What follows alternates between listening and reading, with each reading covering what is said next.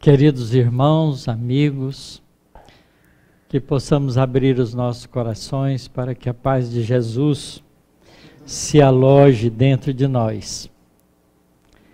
Nós vamos dar continuidade ao nosso estudo do livro Roteiro de Emmanuel, psicografado pelo médium Francisco Cândido Xavier, hoje espírito desencarnado, que é um livro em que Emmanuel montou um curso falando sobre o nosso começo, o nosso desenvolvimento, o nosso planeta e todas as relações existentes entre o compromisso que nós temos com esse mundo habitado e o nosso processo de evolução. Nós já fizemos a apresentação de várias lições. Nós vamos hoje fazer da 8ª lição, que tem o título A Terra. Nós já vimos sobre o espírito, sobre o corpo físico, não é? Sobre os compromissos diante da vida, sobre o nosso estágio no mundo espiritual. E ele vai encadeando as lições de maneira a gente poder ter uma compreensão bastante ampla sobre todo esse tipo de relacionamento que é importante a gente compreender. Porque, na verdade, nós, enquanto estamos no corpo físico, a gente pensa pequeno. Pensa pequeno não, pensa miúdo, miudinho. Porque nós achamos que tudo que é importante está aqui. E esse é uma ilusão tremenda. Porque tudo que está importante está naquilo que é imortal. Porque tudo que a gente acha que é importante aqui, a gente perde. Vai perder. Tem que perder.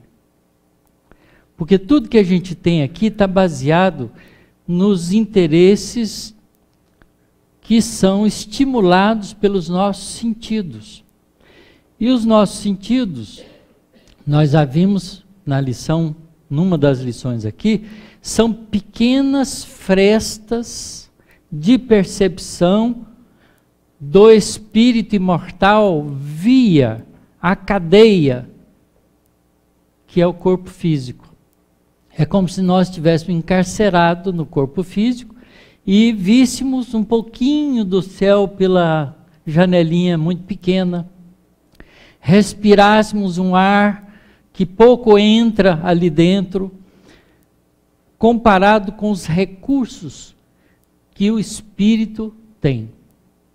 Então, na verdade, a nossa verdadeira vida não é essa no corpo físico. Esse é um estágio transitório da nossa verdadeira vida, que é a espiritual. Então, os nossos planos não deveriam ser feitos baseados na vida terrena. Deveria ser baseado na vida espiritual, utilizando a vida terrena como recurso. É como a gente faz com a faculdade, com a escola, qualquer escola. A gente não faz um programa para ficar na escola a vida inteira. Nenhum de nós quer ficar na escola sempre. A gente quer logo terminar os cursos e cair fora, porque para nós a vida importante é depois da escola. Pois bem, a gente devia pensar do mesmo jeito. A Terra é só uma escola. E o importante é aprender o que a gente puder nela para poder depois viver uma vida diferente.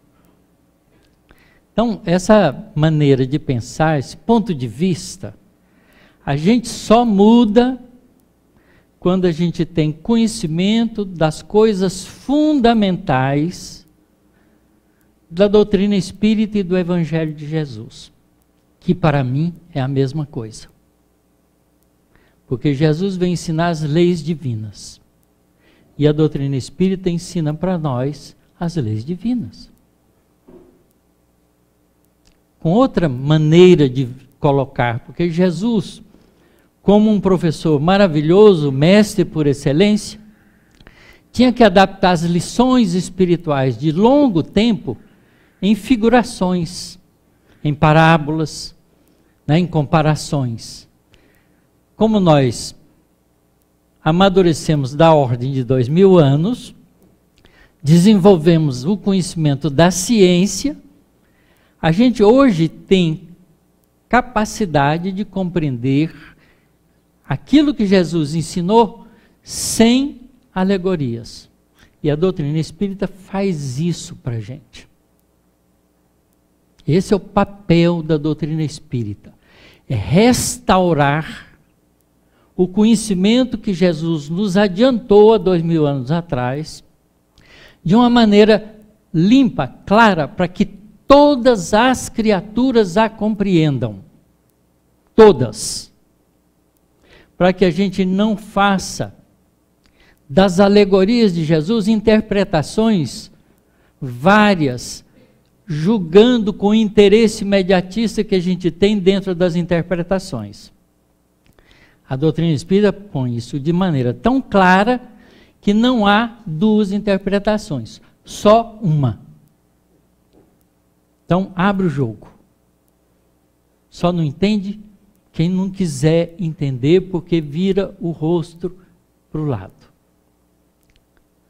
Então, vamos ver o que Emmanuel fala para nós sobre a Terra. Ele começa dizendo, descrevendo a Terra como um magneto enorme, gigantesco aparelho cósmico, em que fazemos a pleno céu nossa viagem evolutiva. Essa frase só já é suficiente para a gente conversar a tarde inteira aqui. Vocês sabem que a Terra é um magneto enorme. O que é um magneto? É um ímã. Vocês já viram o papel de um ímã? O que o ímã faz?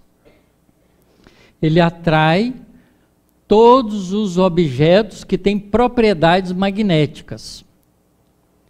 E a gente aprende na física que toda carga elétrica, seja positiva ou negativa, em movimento, sofre a ação do campo magnético. Toda carga em movimento sofre a ação do campo magnético. Qual é a ação do campo magnético numa carga elétrica? É desviar a direção da velocidade. Porque a força magnética é perpendicular à velocidade. Se a velocidade vai para cá, a força magnética puxa para cá, então a partícula vira, e à medida que ela vai virando, ela continua puxando sempre perpendicular a ela. Então faz a partícula fazer um movimento circulatório. E olha que coisa fantástica.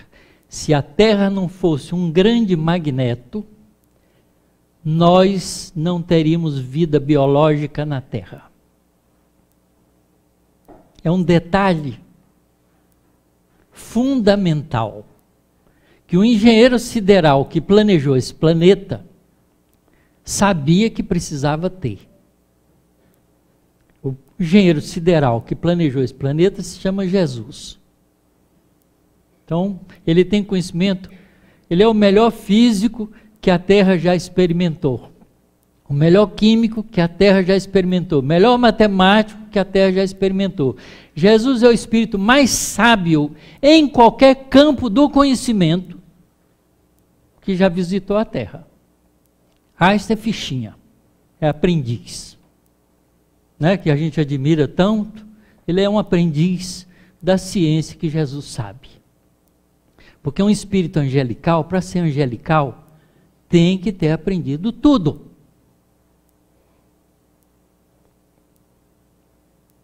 Um espírito, para ser perfeito, tem que ter aprendido tudo. E para ser diretor espiritual de um planeta, desde a sua formação, conduzir a formação do planeta. Para que ela atinja um dado objetivo, é preciso que haja um planejamento prévio com conhecimento dos detalhes. E a gente, graças a Deus, Pai bondoso, nos deu esse engenheiro sideral para fazer o planeta que nós habitamos. Então, graças a isso, a esse campo magnético, todas as partículas cósmicas que são jogadas pelas estrelas afora, e em especial pelo nosso Sol, que é nossa estrela vizinha, na direção da Terra, não cai na nossa atmosfera e não nos prejudica, porque essas cargas elétricas, quando entra nesse campo magnético da Terra, circula em torno das linhas de campo magnético e são levadas as cargas negativas para o Polo Norte. E produz lá, sabe o quê? A tal da aurora boreal. Vocês já viram falar? A aurora boreal é luz produzida pela colisão dos elétrons com a atmosfera baixa no Polo Norte. Se cair cargas positivas, elas vão ser levadas para o Polo Sul. Vai fazer o mesmo tipo de trajetória, mas vai cair no Polo Sul. Como a gente sabe que as cargas positivas geralmente são muito mais pesadas do ponto de vista da massa do que as cargas dos elétrons, elas não chegam quase a atingir a nós, e são presas na nossa atmosfera alta, no campo magnético terrestre. A gente tem 2 cinturões carregados em torno da Terra, chamados cinturões de Von Allen. Vocês já estudaram isso em geografia física, lá no ginásio, no colégio. Se não estudaram, é porque piorou a qualidade do ensino, que eu estudei. Não é culpa de vocês, é culpa desse país nosso que não investe na educação. Mas, enfim, esses 2 cinturões, o mais distante é formado por cargas positivas que ficam presas no campo magnético desse magneto maravilhoso que é a Terra. E o mais próximo é de cargas elétricas negativas que ficam presas também e quando a velocidade é suficientemente grande, são desviadas e caem no Polo Norte. E faz a aurora boreal. Então, por isso, a gente pode ter o nosso corpo biológico protegido. Porque se essas cargas nos atingem, elas destroem as moléculas biológicas das nossas células, podem produzir câncer na gente, porque faz mudanças nos nossos DNAs. Então, Jesus sabia disso, falava, vamos botar um campo magnético aqui para proteger a vida biológica da Terra. Tá certo? Como é que faz isso? Concentrando no núcleo do planeta, metais pesados em ebulição em temperaturas altíssimas, tá certo? Que têm propriedades magnéticas e que rodam junto com a Terra e por isso cria o campo magnético em volta da Terra.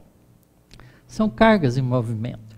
Cargas em movimento cria campo magnético. Isso é das leis do eletromagnetismo. Então vocês vejam que parece um detalhe sem importância, mas ele é fundamental.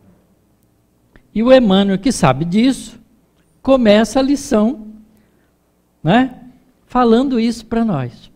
A Terra é um magneto enorme, gigantesco aparelho cósmico, em que fazemos a pleno céu nossa viagem evolutiva. Então, todos nós somos terranautas, né? Somos terranautas. Fazemos uma viagem muito bonita em torno do Sol, enquanto a Terra gira em torno dele. A cada 365 dias e 6 horas, a Terra completa uma volta em torno do, Sol. O raio médio da Terra, a distância da Terra ao Sol, é de 150 milhões de quilômetros. Marte dá ordem de 200 milhões. A distância entre a Terra e Marte, quando estão nas vizinhanças mais próximas, é de 50 milhões de quilômetros. Vênus está para dentro. A distância do Sol a Vênus é menor do que a nossa. Por que Marte não tem vida? Vocês sabiam que Marte gira em torno de si mesmo em 24 horas também? O dia marciano é do tamanho do nosso. Mas Marte tem menos massa. E a força gravitacional de Marte não foi suficientemente forte para manter uma atmosfera espessa necessária para formar a vida. Então a atmosfera de Marte é tênue, muito tênue. E está composta basicamente de dióxido de carbono. Então, aquela parte branca que a gente vê nos polos de Marte, quando a gente olha com uma luneta boa, é gelo seco, porque a temperatura é muito baixa, é menos de 100 graus abaixo de zero.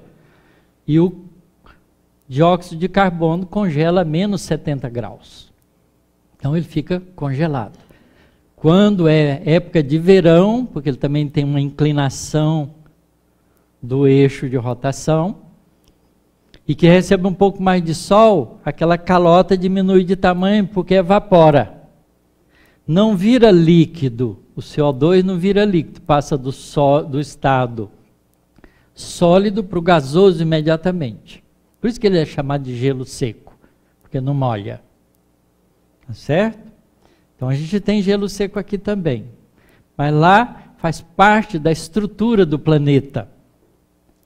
Então não foi possível formar a vida biológica. Se foi um tempo atrás, quando provavelmente existia muita água, que evaporou e se perdeu, foi embora, porque o campo gravitacional de Marte não foi suficientemente forte para segurar as moléculas de água, que quando separa com velocidade suficiente para escapar do campo gravitacional. A Lua não tem atmosfera, porque o campo gravitacional dela é muito fraquinho. Então, não há atmosfera. Tudo isso faz parte do planejamento para que a vida um dia se manifeste num planeta como esse. E ele começa agora fazendo uma comparação muito interessante. Comboio imenso a deslocar-se sobre si mesmo e girando em torno do Sol, podemos comparar as classes sociais que o habitam a grandes vagões de categorias diferentes.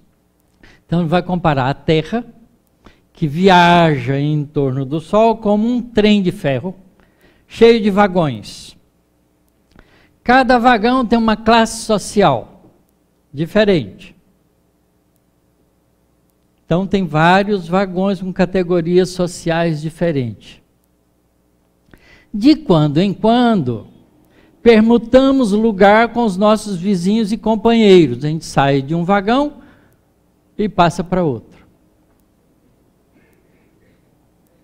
Quem viaja em instalações de luxo, volta a conhecer os bancos humildes em carros de condição inferior.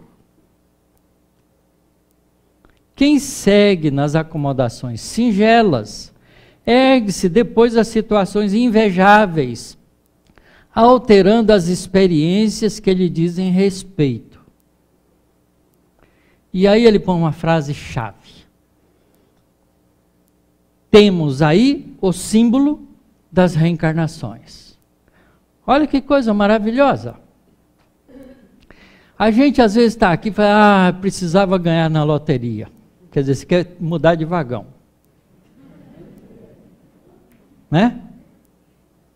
Para que você quer? Se você caiu nesse vagão agora, porque esse é o mais adequado a você. Não queira mudar. Aproveite o vagão que você tem e explore nele tudo que pode te enriquecer espiritualmente, porque você já esteve no vagão de classe alta e já teve o dinheiro que você quis e não soube aproveitar, por isso agora está no vagão mais simples. A gente não pensa assim, não é? Eu já ouvi muitas pessoas dizerem isso.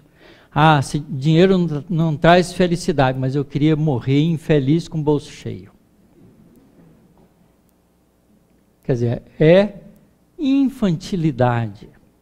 A pessoa não sabe o que está dizendo, porque ela está pensando como o menino que perdeu o pirulito. O que o menino faz quando perde o pirulito? Chora, dá birra, faz manha. A gente é assim. Espiritualmente, a gente não é diferente. Por que a gente faz isso? Porque a gente não quer fazer o esforço de ter a visão espiritual. Porque a visão espiritual é, em comparação com o garoto que tem o pirulito, o adulto que enxerga a não importância daquele pirulito. Que aquilo não faz diferença na vida ter ou não ter o pirulito. Porque a vida é muito mais importante do que você ganhar ou perder um pirulito. Mas a gente não pensa assim. Então vejam, quanto de esforço nós temos que fazer para mudar nossa opinião e passarmos a viver como espíritos imortais que nós somos, utilizando a vida física de maneira correta. Então eu não quero mudar de vagão. Estou muito bem no vagão que eu fui colocado. É o vagão que eu preciso e que eu mereço, que eu necessito. De corpo em corpo, como quem se utiliza de variadas vestiduras, peregrina o espírito de existência em existência, buscando aquisições novas para o tesouro de amor e sabedoria, que lhe constituirá divina garantia no campo da eternidade.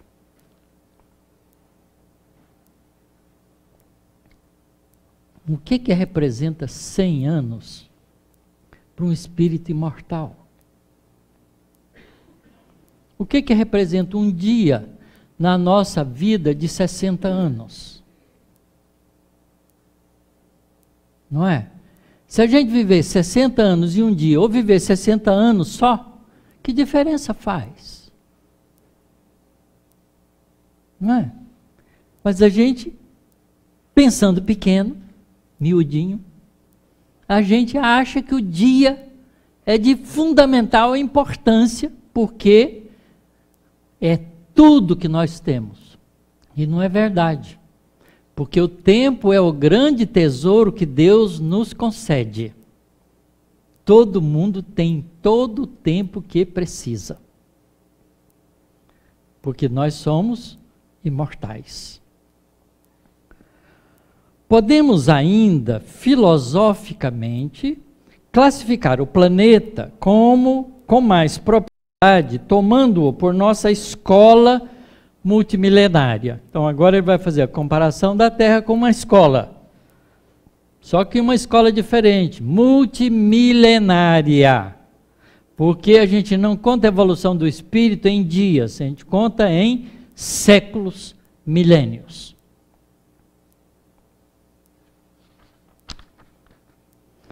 Há muitos aprendizes que lhe ocupam as instalações na expectativa inoperante, mas o tempo lhes cobra caro a ociosidade, separando-os por fim de paisagens e criaturas amadas, ou relegando-os à paralisia ou à cristalização em largos despenhadeiros de sombra.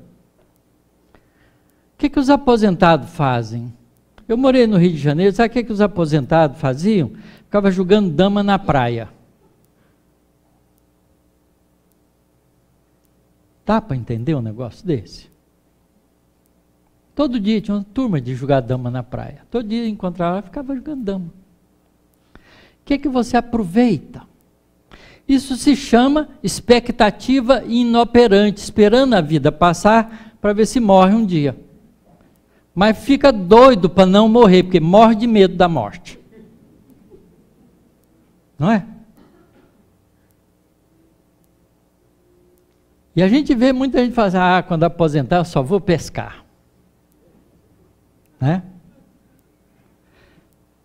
A gente não tem que aposentar, a gente tem que trocar de atividade. Aposentou numa atividade, arranja outra. Vai trabalhar, vai construir valores. Eu estou aposentado desde 2001, 7 de setembro. Eu não esqueço porque o Diário Oficial que publicou a minha aposentadoria saiu no dia 7 de setembro do ano de 2001. Eu continuo trabalhando sem ganhar um tostão adicional. Fazendo a mesma coisa que eu sabia fazer, porque eu faço isso bem, e é útil para os outros e para mim mesmo. Continuo trabalhando na universidade. Porque eu considero o trabalho a maneira de aprender, de progredir, de crescer. E eu não sei o que eu ia ficar fazendo, né, se eu não fizesse nada. Eu ia morrer de tédio, né, ficar doente, porque a primeira coisa que acontece com um aposentado que não faz nada é ficar doente. Porque ele está inativo, o corpo começa a pagar o preço. Olha, eu faço academia, gente. 3 vezes por semana. Para manter o corpo em ordem. Para continuar tendo força para andar, para fazer os trabalhos que eu preciso fazer.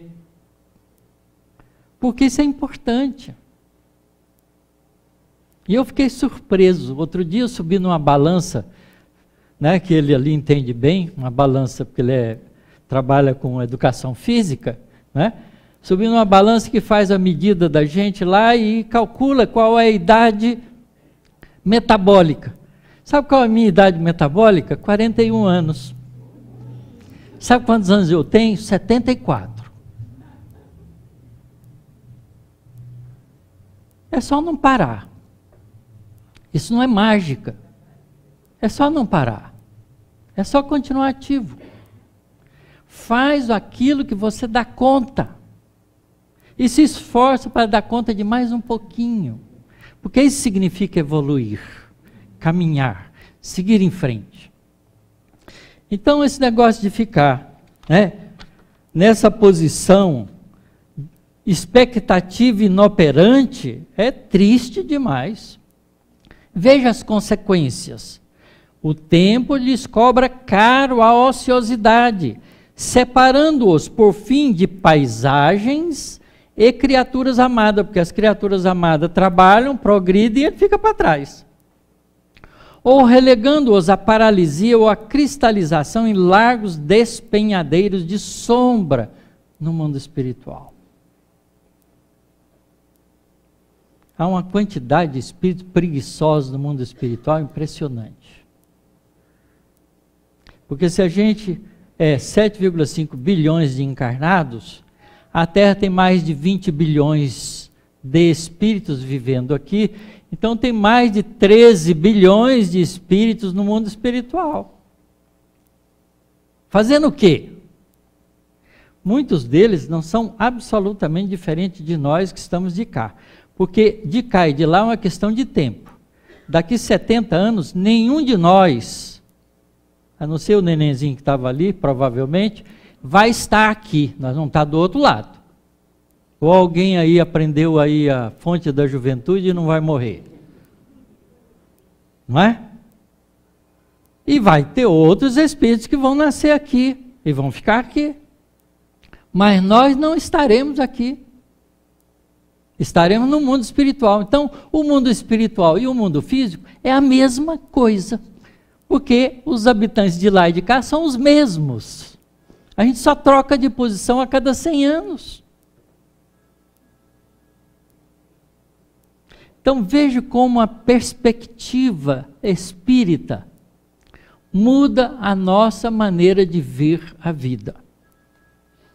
Outros alunos indagam dia e noite, e com as perquisições viciosas perdem os valores do tempo, porque quer só saber, mas não quer transferir o conhecimento em recurso de bens comuns.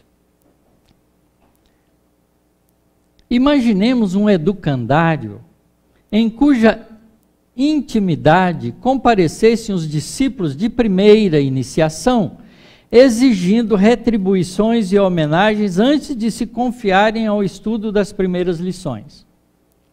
Ele entrou na escola, já acha que tem direito a prêmio. O menino bisonho não poderia reclamar esclarecimentos quanto ao trabalho da congregação que dirige a casa de ensino, onde está recebendo as primeiras letras. Simplesmente porque ele não tem competência para isso. Vacilamos e, ante a grandeza infinita da vida que nos cerca, não passamos de crianças no conhecimento superior. Isso é a afirmativa de Emmanuel, que está 2000 anos na nossa frente, em evolução. Porque 2000 anos atrás ele era o Públio Lentulus. Se a gente lê o livro há 2000 anos, psicografado pelo Chico Xavier, que conta a história de Emmanuel há 2000 anos atrás, como um senador romano, a gente vai medir lá, ver como é que ele agia, e vai ver que a gente é muito parecido com ele naquela época. Mas já se passaram 2000 anos e ele progrediu nesses 2000 anos. E é por isso que ele tem competência para escrever livro como esse, porque aprendeu valores espirituais. Porque ele se engaja na reencarnação seguinte, no movimento cristão. A gente aprende isso no livro 50 anos depois, que ele escreveu também através do Chico Xavier. E a gente vê ele então, dali para frente, investindo o seu tempo na aquisição dos valores espirituais. Então ele tem 2000 anos de esforço nessa direção e está 2000 anos na nossa frente. Porque nós estamos começando a fazer isso agora. Daqui a 2000 anos, a gente vai poder escrever livro igual o Emmanuel escreve aqui. Tá certo? É uma questão de tempo e de dedicação, se a gente não ficar aluno ocioso. Então a gente, mesmo assim, ele diz claramente que não passamos, e ele se inclui, não passamos de crianças no conhecimento superior. Vacilamos, tateamos e experimentamos a fim de aprender e amealhar os recursos do espírito. Compete-nos assim, tão somente um direito, o direito de trabalhar e servir, obedecendo às disciplinas edificantes que a sabedoria perfeita nos oferece, através das variadas circunstâncias em que a nossa vida se movimenta. Isso é frase de Jesus. Não cai uma folha de uma árvore sem que Deus saiba. Até o cabelo de vossas cabeças estão contados. Quer dizer, a minha e a sua, ele deu pouco trabalho para contar, né? A gente tem pouco, não tem problema. Mas vejam, a previdência e a providência divina não falha em absoluto. Deus não põe cargas pesadas em ombros fracos. Portanto, não reclame. Respire fundo, se erga. Fique de pé e ande. Porque você tem recursos para isso. Essa é a tradução desse entendimento. Se Deus não põe cargas pesadas em ombros fracos, nós não estamos carregando sofrimento mais do que a gente aguenta. nem dificuldades mais do que a gente aguenta. Agora, essas dificuldades têm um papel na nossa vida, que é nos impulsionar para frente, porque não existe problemas, existem desafios. Problema a gente faz com o desafio. Mas se a gente quiser tomar o desafio como motivo de progresso, ele deixa de ser problema para ser um estímulo ao crescimento. É ponto de vista. Quando a gente pensa materialmente, a gente quer se livrar das dificuldades. Quando a gente pensa espiritualmente, a gente quer vencer as dificuldades. É outra postura. A gente enfrenta com outra dignidade, com a dignidade espiritual, que a gente precisa aprender a ter. Ninguém se engane, julgando mistificar a natureza. Isso aqui é muito importante, porque a gente acha que a gente pode enganar as coisas divinas. A gente é tão ingênuo que a gente até faz promessa. Ah, meu Deus, se o meu patrão me der um aumento, eu prometo. E a gente promete qualquer bobagem. Acha que Deus está fazendo negócio com a gente. Olha que minúsculo é um pensamento da gente. Porque Deus é o criador do universo, Ele não é Deus da Terra. Só a nossa galáxia tem mais de 100 bilhões de estrelas. Tem tantas estrelas quanto neurônios nós temos na nossa cabeça.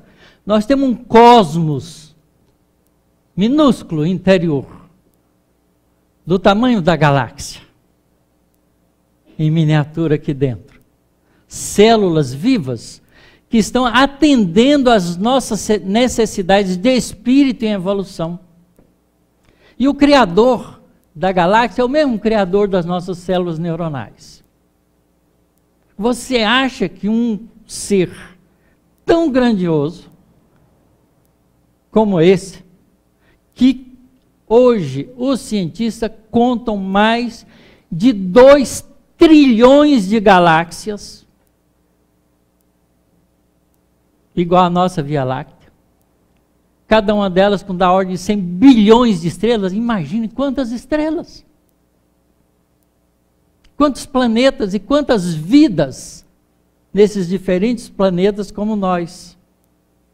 A humanidade espiritual é inconcebível para a nossa cabeça, então Deus vai fazer negócio conosco aqui na terrinha, para resolver o problema nosso de desentendimento com o nosso patrão. Não faz sentido. Mas a gente ainda é pequeno. A gente ainda pensa miudinho, porque a gente não quer investir a realidade espiritual que nós somos. Então ninguém se engane, julgando mistificar a natureza. Quantas pessoas jogam a responsabilidade da vida fora por causa desses enganos?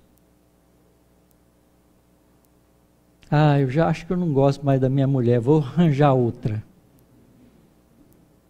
Só está arranjando encrenca para o futuro, só. Porque deixou um pedaço da responsabilidade para assumir uma outra. Agora vai ter que dar conta das duas.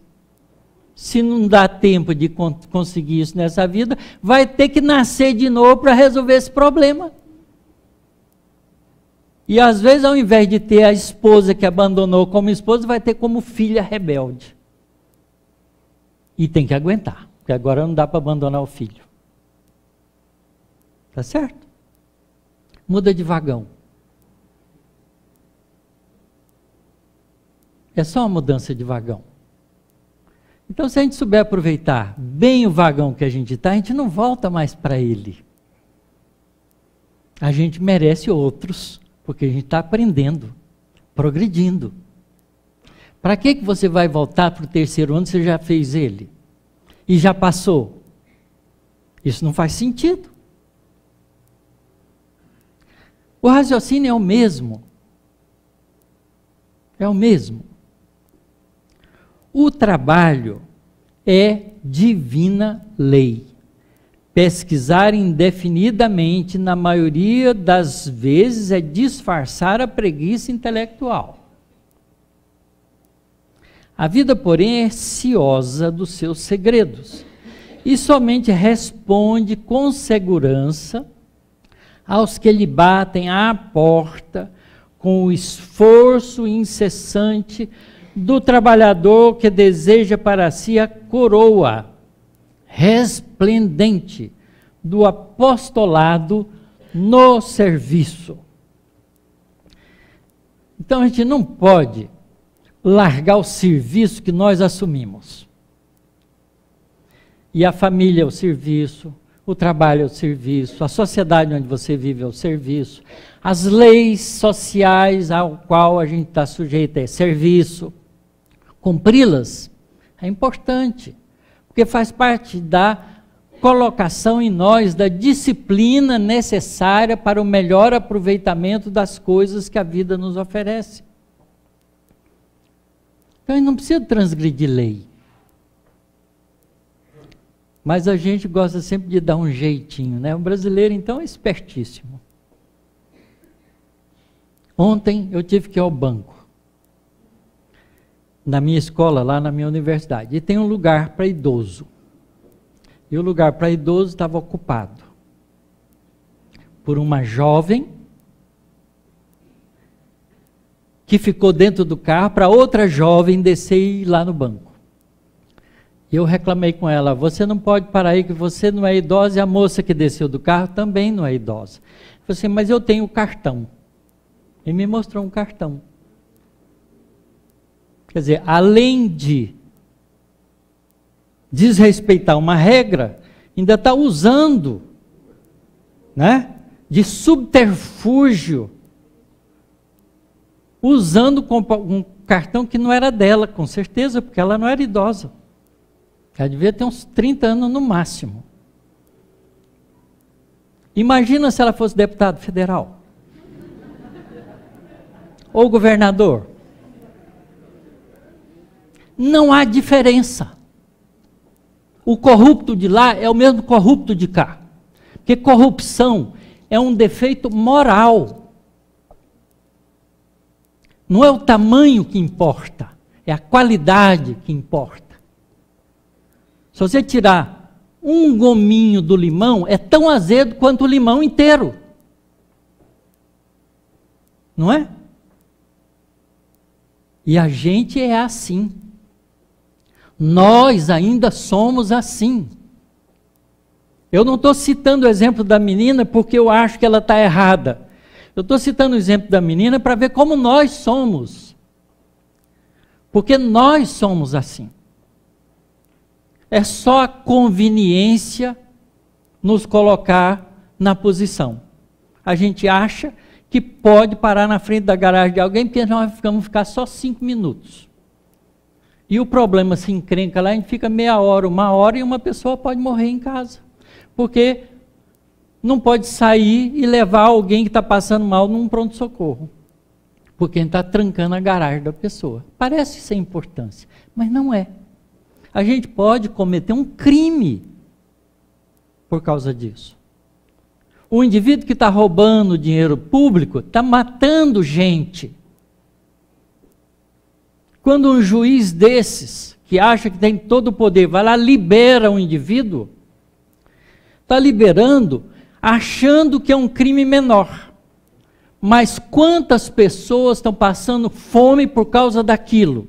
E que poderia ter sido atendida com os mínimos recursos se aquele dinheiro público tivesse sido devidamente distribuído. São criminosos que matam sem arma na mão, mas matam com a postura, com a atitude, com o ato mental. E a gente não se dá conta disso. Então, não tem jeito. Isso aqui é duro na doutrina espírita. Sabe, ela incomoda, porque ela mostra para a gente o que é certo e o que é errado, e mostra para a gente a responsabilidade que a gente tem. Nenhuma outra religião faz isso. Porque elas oferecem graça, se você aceitar as regras. E as regras são simples, não é? É você entrar na conduta daquilo que a gente chama de dever religioso, que não tem nada a ver com dever humanitário. Nada a ver. Foi isso que Jesus veio nos ensinar. A cada um é dado segundo as suas obras. É frase de Jesus de 2000 anos. E quais são as nossas obras? O que a gente pensa, o que a gente sente e o que a gente faz. Quando alguém atravessa indevidamente na nossa frota, a gente endereça um pensamento ruim para ele, agiu mal. É responsável por aquilo. Se tiver um espírito perturbado perto de você, fala assim, é com esse que eu vou. Porque ele gosta de pensar mal dos outros. E a gente arranja um companheiro inadequado. Porque nós não estamos sozinhos. Nunca estamos sozinhos. Nós estamos sempre povoados à nossa volta de companheiros espirituais que nos cercam e que convivem conosco. A nossa casa não é pai, mãe, filho. É pai, mãe, filho e os espíritos que moram ali junto. Que a gente leva pela nossa conduta, pelo nosso comportamento para dentro da nossa casa. Aquele indivíduo que acha que é muito bom ir no motel, vai no motel e quando ele volta com a turma que entra para a casa dele. Se a mulher dele não for digna para fechar a porta, vive um condomínio espiritual. Leiam as obras espíritas, gente. Você entra na casa da pessoa, está ali 2 espíritos sentados no sofá junto com o dono da casa. Leiam a vida, Sexo e Destino. Mostra claramente isso. Domingo de manhã, o senhor da casa levantou, sentou no sofá, pegou o jornal e estava lendo. De repente, um dos espíritos, tinha 2, lá na casa dele, junto com ele. Deu vontade de tomar um trago. Chegou perto dele, sentou do lado dele. Vamos tomar um trago? Aí, uma boa ideia, né? Vou tomar uma dosezinha de uísque, né? O uísque é chique. Vai lá, põe uma dose, quando ele vai beber, o espírito se amontoa junto com ele e aproveita. Como médium, ele serve de copo para o espírito. E os 2 bebem um trago. Aí ele senta de novo, abre o jornal, o outro chega perto dele e fala, ei, eu também quero. Mais uma dose, acho que vai bem. É porque assim é o pensamento nosso. Ele não sabe o que está vindo deles. Deu vontade de tomar mais um. Deu vontade de tomar mais um. Da onde que vem essa vontade? A gente não questiona isso. Aí ele vai lá, põe outro trago, a hora que vai beber, o segundo espírito sabuleta nele. E os 2 tomam junto. E o André Luiz faz um comentário. 2 doses para 3. E a gente pensa que não tem importância nenhuma. Né? Porque faz parte da vida, é tão bom. E a gente não tem alcance dos recursos morais que a gente se envolve quando a gente deixa de levar a vida com a seriedade que a vida tem, como espíritos imortais que nós somos. Uma aventura fora de casa, ela é trazida para dentro de casa. A mulher não desconfia do marido à toa. Ela desconfia porque quando ela dorme, sai do corpo, ela vê o espírito e procura a outra. E ela vai junto e vê quem é. Quando acorda no corpo, não lembra quem é, mas meu marido está me traindo. Porque o espírito não tem limite. O corpo físico não é cadeia absoluta. A gente, quando dorme, sai do corpo. A terra é uma vida mista, vida física e espiritual. Nós não somos homens e mulheres, nós somos espíritos encarnados, temporariamente como homens e mulheres. E a nossa conduta moral é que dita a companhia que nós achamos, que nós angariamos para nós mesmos. E a gente faz a escolha. Porque a gente tem livre-arbítrio. Né? Jesus, quando convida a gente, ele não fala, venham. Ele fala, quem quiser vir após mim. Tome da charrua. Não olhe para trás, vem e segue-me. Ele disse para o moço rico, queres ser perfeito? Vai, vende tudo, dá para os pobres, mas não fique nisso não, vem e segue-me. Porque seguir Jesus é viver a vida espiritual, mesmo no corpo físico. É isso. Foi isso que os discípulos fizeram. Eles largaram a vida física de viver pelo corpo para viver pelo espírito, usando o corpo. E graças a eles, nós temos o Evangelho de Jesus conosco, porque se não fosse esse esforço dele, a gente não conheceria Jesus. Porque eles é que narram, né? E exemplificaram. Leiam Atos dos Apóstolos, no Evangelho.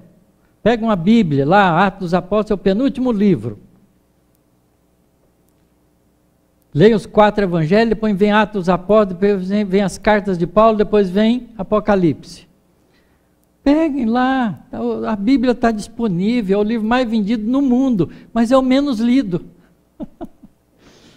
Porque a gente não se interessa em conhecer os valores espirituais. Porque só os ensinamentos de Jesus já nos basta. Mas como a gente sabia, né, ele sabia que a gente ia esquecer, ele falou, eu vou mandar para vocês mais tarde o Consolador prometido. Ele vai lembrar tudo que eu disse.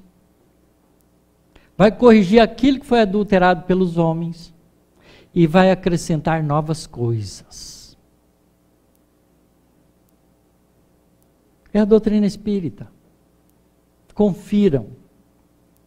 Nós temos essa beleza doutrinária nas nossas mãos. Para a gente aprender a viver como espírito imortal. Para a gente não achar que uma encarnação é a coisa mais importante da vida do espírito. Porque é apenas um ano ou um dia da nossa escola espiritual. E se a gente falha nela, a gente repete ela. Porque a reencarnação é uma lei da natureza. Ela nos oferece a oportunidade de voltar, corrigir os defeitos e dar passos adiante. Porque o mecanismo reencarnatório é um mecanismo de evolução. Se a gente não reencarnasse, sabe o que a gente era? Homem das cavernas. Continuava homem das cavernas. A humanidade só avançou porque o que o homem da caverna aprendia, quando ele morria, ele saía do corpo, entrava no outro corpo do homem das cavernas com um pouquinho mais de experiência. E assim ele foi deixando de ser homem das cavernas para ser homem civilizado, que é o que nós somos. Civilizados, mas não humanizados. Porque nós ainda não agimos com humanidade.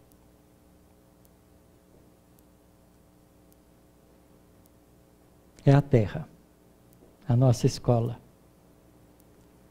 aprendamos a agradecer a oportunidade da encarnação que nós estamos tendo. E nascer nessa época que parece difícil, mas a época das luzes. Porque nunca a Terra gozou, em especial o Brasil, gozou de tantos esclarecimentos espirituais como agora. Mas a gente só gosta de falar que o mundo está ruim, que esse governo não presta, que a gasolina vai subir. A gente nasceu pelado. Se a gente morrer com roupa, já morreu com lucro. Quem está preocupado com gasolina? Os nossos avós viveram sem precisar de gasolina. A gente aprende a viver diferente. O ser humano é capaz disso. É só largar de ser preguiçoso, não é? Não se acomodar com as vantagens. A gente se acomoda tanto com as vantagens, porque a gente acha que as vantagens são mais importantes que a gente. Querem ver? Estou com um telefone celular aqui dentro. Aqui é lugar de celular tocar? Nós viemos aqui para quê? Para ouvir celular? Não, a gente veio aqui para ouvir lições espirituais que são importantes para nós. Mas a gente acha que o celular é mais importante que a gente. O meu está lá no carro. Quem quiser chamar, que chame. Não vai mudar o mundo. Não muda nada. Mas a gente não abre mão, porque a gente acha que as coisas importantes são as menos importantes espiritualmente para nós. Porque a nossa preocupação ainda é a vida material. Nós ainda não somos espíritos conscientes da nossa realidade espiritual. Nós ainda ficamos em cima do muro, não é? Se aparecer um espírito materializado aqui, aquela porta vai virar congestionamento, que vai sair todo mundo correndo de medo. Pensemos, vamos meditar, vamos pensar, vamos fazer a mudança em nós. Nós precisamos de um mundo melhor. Mas o mundo melhor só será melhor se nós formos melhores. Porque a gente precisa merecer um mundo melhor. Não adianta querer um mundo melhor sem fazer esforço para merecer esse mundo. Não é? Se é um mundo melhor, para a gente ser melhor. Comecemos logo.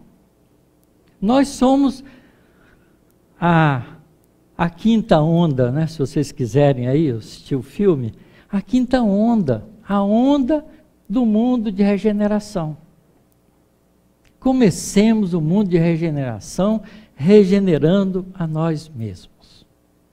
Cada espírito que se regenerar aqui está fazendo o mundo ser melhor.